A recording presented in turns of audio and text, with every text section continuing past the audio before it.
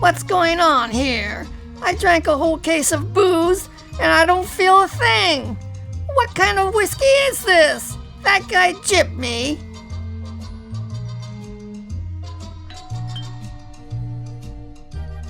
Now who the hell is that? Greetings, sir. Remember me? I'm Larceny Whipsnade at your service. I left a case of whiskey in your care for Carl Lafong. Capital L, small a, capital F, small O, small N, small G. Lafong! Carl Lafong! Oh crap! What do I do now? The whiskey's all gone. May I ask who I am addressing? My name is Dickel F. Lockett. Mr. F. Lockett, I have come here for the whiskey I left here. I have located Mr. Lafong, and he is eager to partake in his Irish whiskey. Whiskey? What whiskey? Sir, it was none other than 2 days ago I left it in your possession. Oh, that whiskey. Well, you see, somebody broke in and stole it. Godfrey Daniel! Are you telling me you no longer have said whiskey in your custody? Yes, it's gone. Look at here, you woodpecker's buffet. I have no other choice but to call upon Beavertown's finest to rectify this situation. The cops? No, you don't have to do that. Why don't you let me pay for it? After all, I was responsible for it. Mr. F. Lockett, that was very expensive Irish whiskey. How much? I still have my stimulus money. I can pay for it. Let me see here. 12 bottles at $100 a bottle. That would be $1,200. What? $1,200 for that crummy booze? It didn't even get me drunk. What? First you said it was stolen. Now you tell me you drank it all. I'd ought to take you to the lumber yard and have you ride the buzzsaw. Okay, I admit it. I drank it all. It tasted terrible. That wasn't real liquor. Mr. F. Lockett, I am shocked that you partake of said whiskey that did not belong to you. Unless I receive $1,200, I'll be forced to turn you in. You'll be spending the summer in the Hooskow. You're dishonest. You're nothing but a crook. Sir, you impugn my honor. As my dear old grandfather Litvack said just before they spun the trap, he said, "You can't cheat an honest man. Never give a sucker an even break, and never smarten up a chump." All right, here's $11.99. It's all I have from my stimulus check.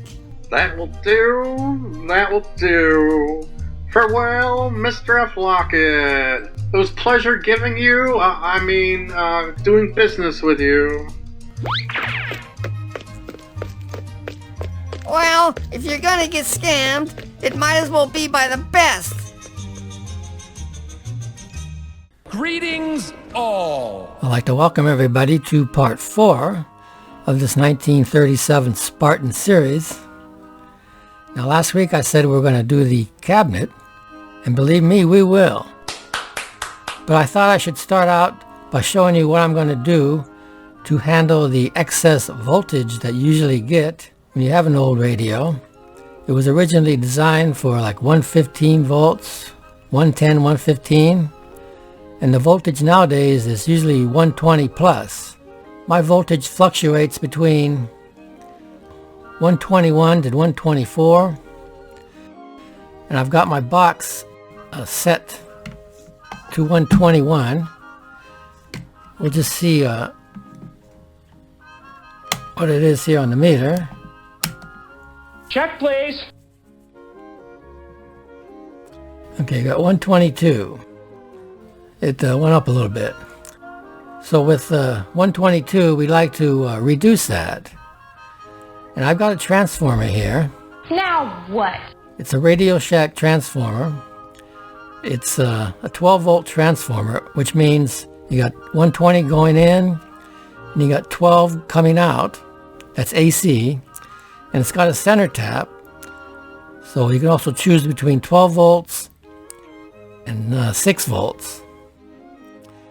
And I've got this wired up to act as a bucking transformer. What was that bleep? Who bleeped me? Oh, you nasty man. I didn't say fucking transformer. I said bucking transformer with a B. Oh, there we go again. Watch your language. Whoever's doing this, you better stop it right now. You hear me? Mm-hmm. Now let me try this again. I'm going to use this as a bucking transformer. Okay, that's better. No bleeps. Now what this is going to do is it's going to take the 122 volts in and it's going to reduce it either by 12 volts or 6 volts. What? Let me show you what I've got here. I've got this hooked up and it's live right now. So hopefully I can do this without shocking the crap out of me. Don't monkey with electricity unless you know what you're doing. I'm throwing a schematic there up on the screen to show you how it's wired. I can't read or write. I got one end of the AC going directly into the primary. Yes. I got the other AC line going into the primary. Yes. But I also have one of the secondaries hooked up to the primary and the AC coming in. Oh, I see. So if I just check this, that's 122 volts. Okay. But if I check here, now watch how this goes down here. It dropped it down to 108 volts. So what? So this is the 12 volts it took away. Huh? And here's the 6 volts. This is the center tap here. Huh? 115. So I can choose between 115 and 108. And if you watch my older videos, I did this once before, and I chose the lower voltage. Why? So I'll probably hook the radio up to the 107, 108 volts. It'll keep the main transformer cool, and it'll be less stress on the tubes. Oh. And 108 volts is plenty for the radio to work on. Yes, I see. Now don't ask me how this works. It has something to do with the phase and all that. You know, that stuff, I may have known that a few years ago, but my mind is like a sieve lately, so I can't explain it to you. Just Google bucking transformer. Hey, no bleeping. Okie doke. Good. Just Google bucking transformer, and it'll tell you all about it.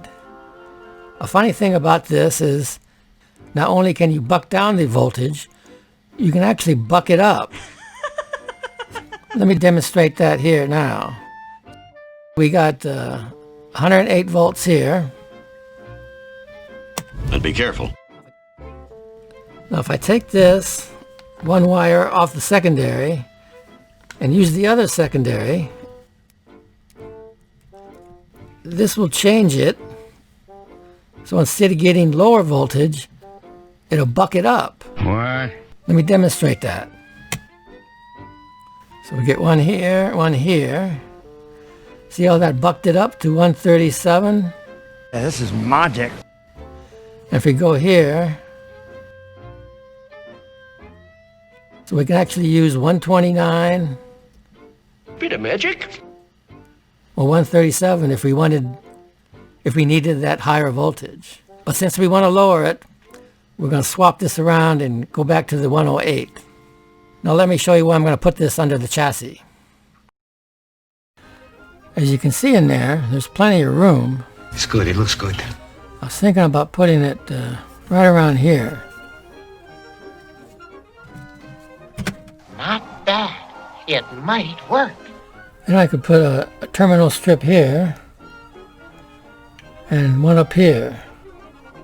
Drill 2 holes there. Do you have a permit for that? Here we go, folks.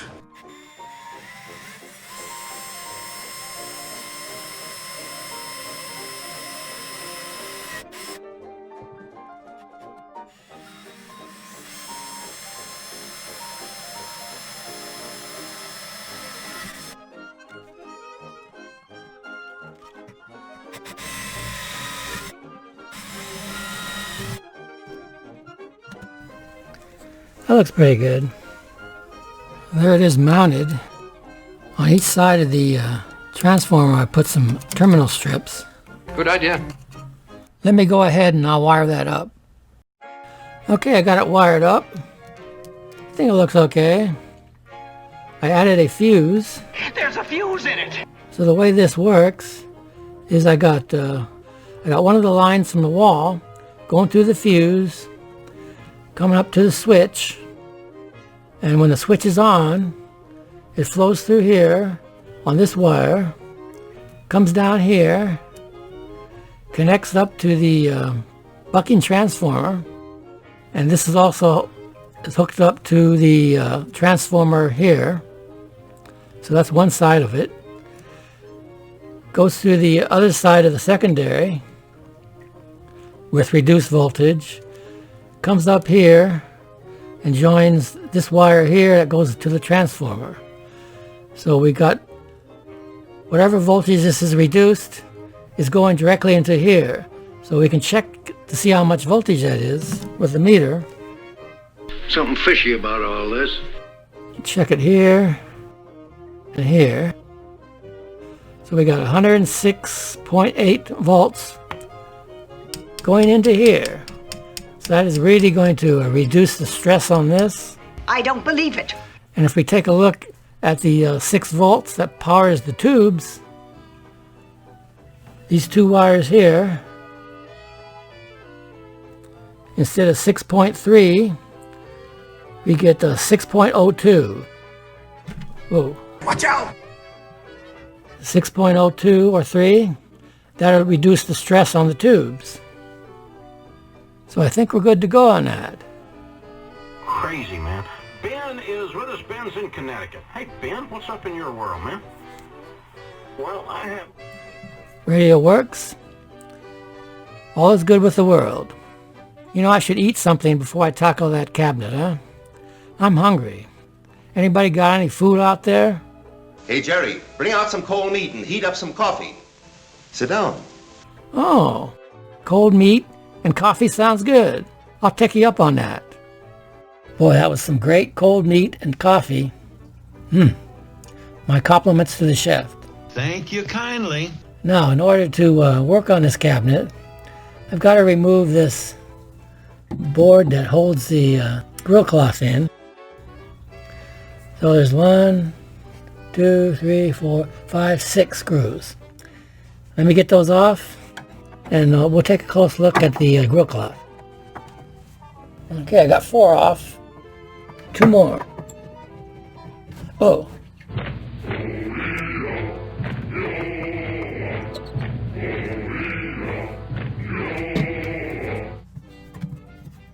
There's the grill cloth. It's pretty worn here. Yeah. And it just looks faded. Yeah, it looks pretty faded. This might make a good jail for Dickel. When he gets in trouble, I'll just stick him in here, let him cool his heels and that thing for a while. Next I gotta take these metal plates off, plus this here. Guess we'll start there.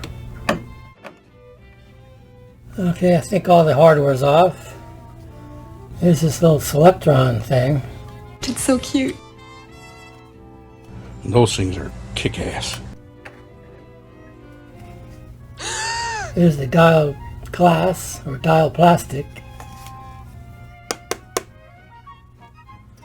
I ordered a replacement on this. Fine, that's just dandy. Looks like it's got some rivets here to hold it in. Okay, let's take a look at the top here where I got to replace some of the veneer. This piece here, I can re-glue it, but I need to put another piece here. It gets so monotonous.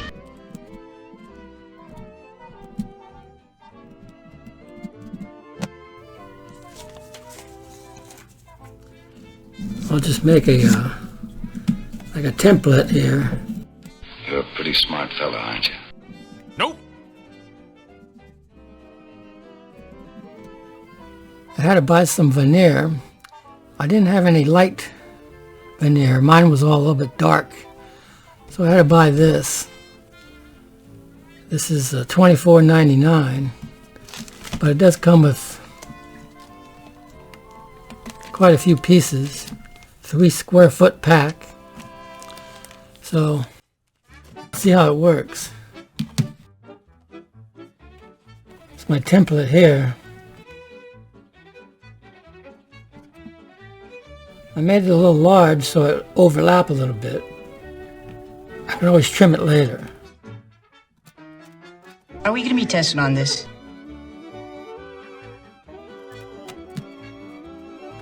Now, this is kind of thin. I might need 2 of these in there. But I'll go check it. Let me check. Okay, the piece that I cut here is a little bit too thin. Aha! So it needs to come up more. So I got another piece of veneer that's thinner. So I'm going to glue that down there and glue this other one on top of it. Then do it. Then I'll just have to sand it. So I'm going to have to glue that.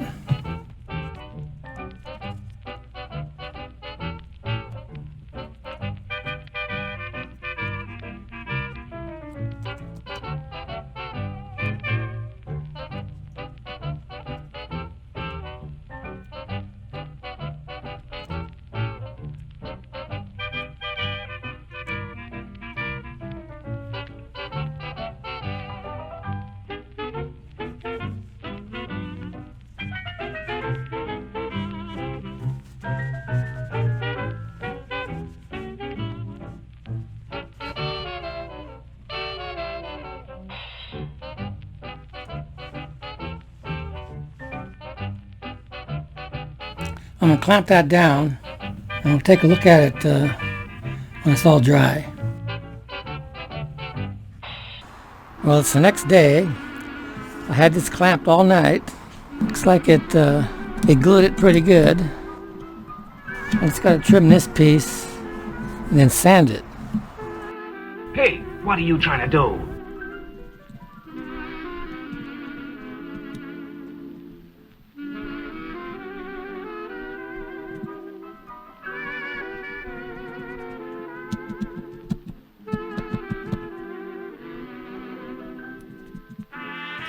Okay, this looks okay. Now this finish on here, because it's the top, it's really in bad shape. It's kind of flaking off here. When I was sanding this here, just that little bit of sanding took the finish off. So I'm going to go ahead and sand this top here, see what it looks like. Don't think that. Of course it'll work out.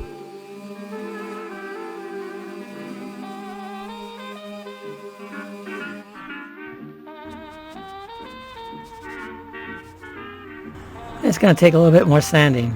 Let me complete that. Then I'll decide what the hell I'm going to do with the rest of the cabinet. You know, I'm trying to avoid stripping this thing. Call it laziness, call it whatever you want, but I just don't want to strip it. I think I'll just give it a lacquer bath, especially over here, and see what happens. To be or not to be?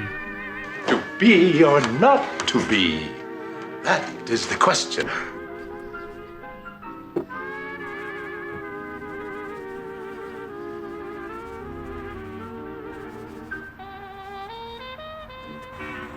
Looks like that had some type of a toner on it. You can tell. You can see right through it there. Well, it looks like I'm going to have to strip it. Oh no! There's no way getting around it. Damn. Well, I had to go to Ace Hardware to pick this up. Clean strip. Quick strip.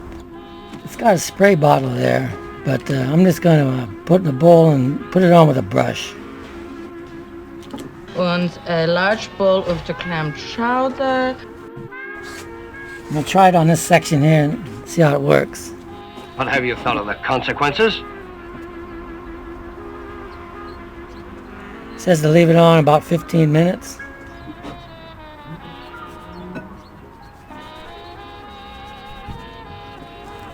Today is July 3rd. It's about 70 degrees. We'll see what happens. You need to clean this mess up pronto.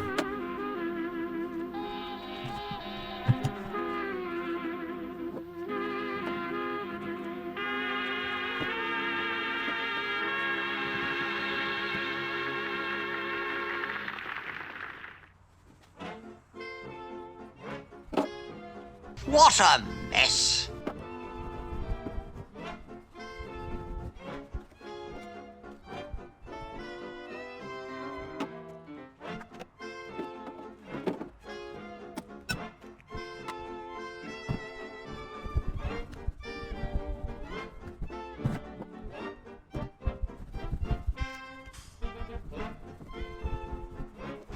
I'd like to stroke it.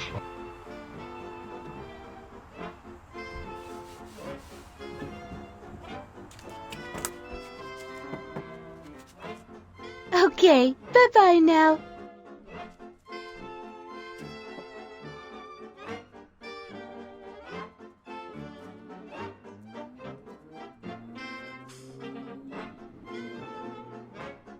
Master, your technique is invincible.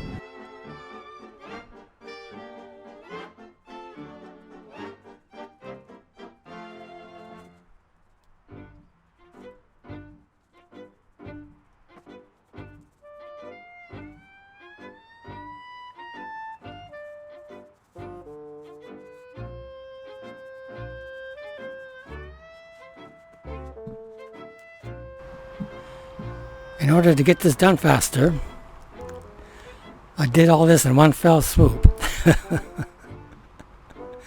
As you can tell, my heart's not in this, but it's got to be done. So next time you'll see this, it'll be completely stripped, and we'll take a close look at it. There's the 1937 Spartan stripped. I must say, it looks pretty good.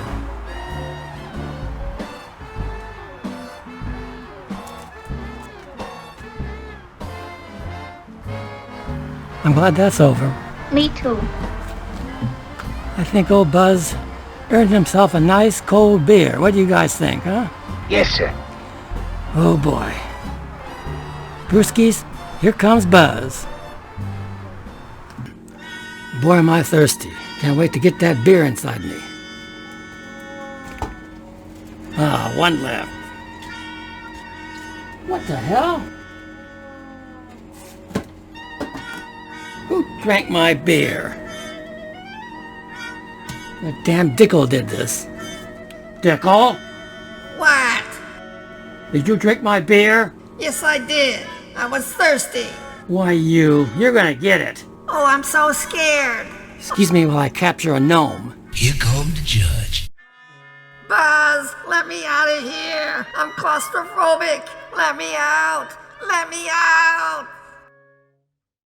Well, it's the next day. Today's July 4th. It's an overcast day, about 70 degrees. Perfect weather to stain the cabinet here. Now, like I always do when I'm staining the cabinet, even though this is going to be multiple colors, I'm just going to stain it all one color at first, then work on the darkest sections later, okay? I'm going to use this stain here. It's Puritan Pine. This is a lighter stain, and I'm going to start doing this first. Who's that? Oh, it's the Amazon Prime truck. Are you Buzz 1151? Yes, that's me. Here you go, Buzzy. Okay. Wonder what this is. Buzz 1151, 222 Whiskey Lane, Beavertown, Oregon. That's me. Wasn't expecting anything, but...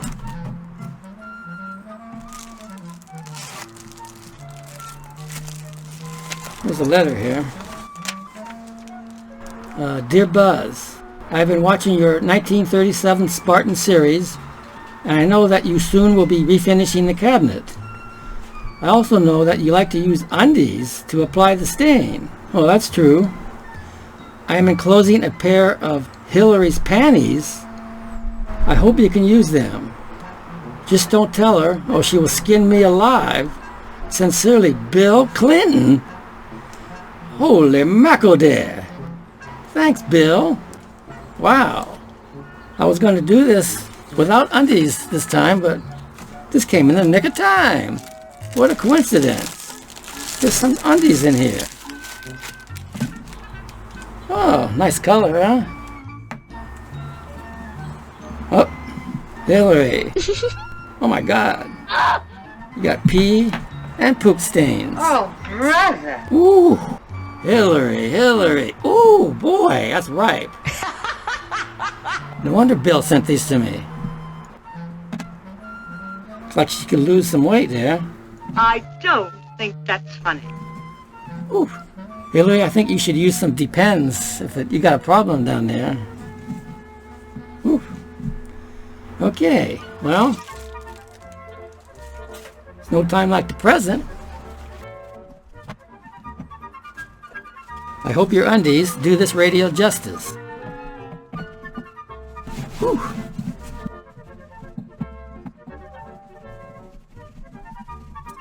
Boy, this wood is thirsty. It's just soaking up that stain.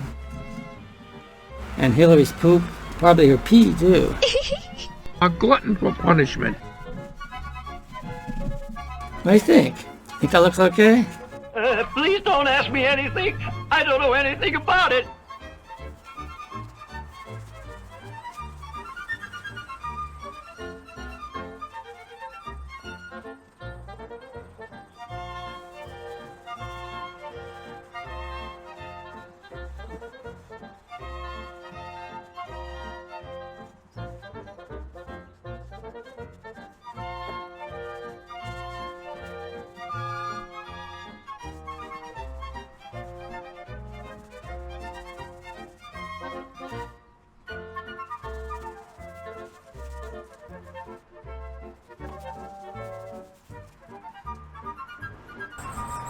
Well, there's the radio on top of my car. Looks pretty good there. Okay, next I got to put the toner on. I'm going to use a couple different colors. So let's get that done.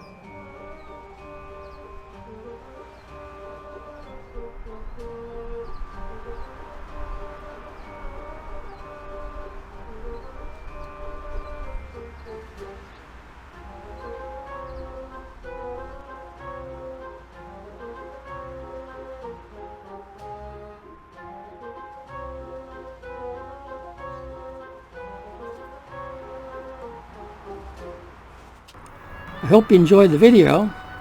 Now I got most of the toner done on here. What's left to do is it still has to be lacquered, and I'll probably complete that in episode 5, and hopefully episode 5 will be the final. Before I go, I wanted to give a special shout out to our friend Lockemeister, who in the intro, as the W.C. Fields character Larson E. Whipsnade, supplied the voice, and he did a great job. And he threw in a couple of gags in there that were pretty funny. So everybody, let's give Lockemeister a hand, shall we? Great job. So, this is Buzz 1151, wishing everybody a good one. Good night.